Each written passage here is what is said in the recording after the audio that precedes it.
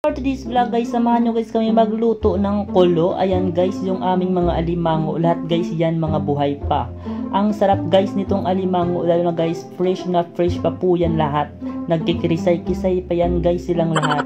So ayan na nga guys, binuhusan na guys namin ng tubig. Pagkatapos guys ay amin guys papakuluan gamit ang rice cooker. Kasi guys wala ditong sungo sa Manila. Kaya lahat guys ng aming pagluto disaksak lamang. Since hapon na nga guys ito at wala pa kong umagahan. So ayan guys, hanap muna tayo guys dito ng ating pagmumukbangin. Kasi nga baka marutos tayo sa kaantay nitong kulo bago maluto. So ayan guys, meron guys kami itong Shanghai. Tapos may luto. Tapos magluluto muna guys ako ng pansit canton. Padis guys sa Shanghai. So ayan na nga guys, itong pansit canton na maanghang guys yung ating lulutuin para naman magising yung ating natutulog na katawan. Charot. Kung napapansin nyo guys, nasa ibang bahay ako, yes po, tama po kayo ng inyong napapansin kasi mga chismoso kayo, charot.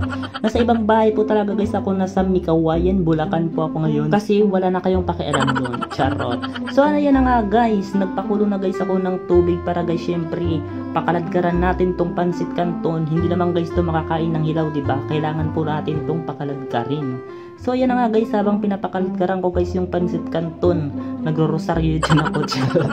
Iba't iba guys yung naiisip ko dyan kung sisikat ba ako sa Puga Vlog.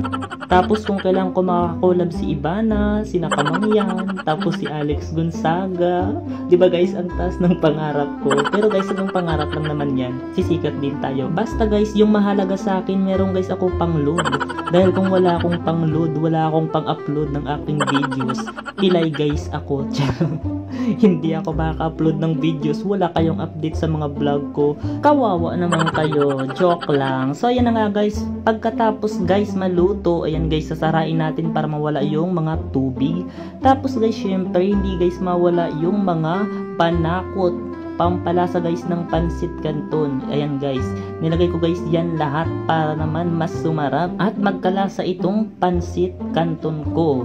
So ayan na nga guys, habang guys akin yan nilalagyan ng mga panakot, hahaluin guys natin syempre para naman guys pantay-pantay yung lasa natin. So ayan na nga guys, pagkatapos ko guys yan mahalo lahat, meron guys pala kami ditong lumpia. Kagabi pa guys tong lumpia na to, papadisang guys natin ng UFC ketchup. Ayan guys, sausawan natin sa ating pansit canton, charot. Sausawan guys ng ating lumpia. Pagkatapos ko guys ma-prepare yung aking kakainin, ayan guys, sisilipin guys muna natin yung kulo kung kumaladkad na. Since kumaladkad na guys at malapit na yung maluto, ayan guys, kakain lang muna tayo nitong unang pagkain. Today the meaning like do it, na met to you. So yan na nga guys, kain na muna guys tayo ng pansit canton tapos lumpia. Para guys pagkatapos guys natin ito kumain, yung kulo naman guys yung ating pagmumukbangin.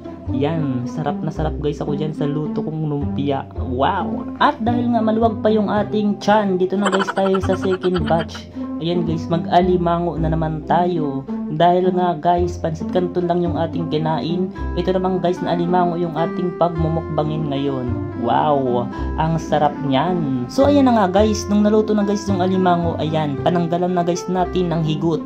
Kasi guys, nakahigot pa yan guys habang niluluto namin kasi nga malalakas sila. Malalakas! Siyempre guys, masakit naman pag masipit. Wala pa naman guys tudlo sa merkado. So ayan na nga guys, pagkatapos guys natin yan tanggalan ng higot, dito na guys tayo sa pag wawahig-wahig. Wahig-wahig. Ayan, pananggalan guys natin ng mga kumayingking. Tapos guys, buksan natin kung mataba.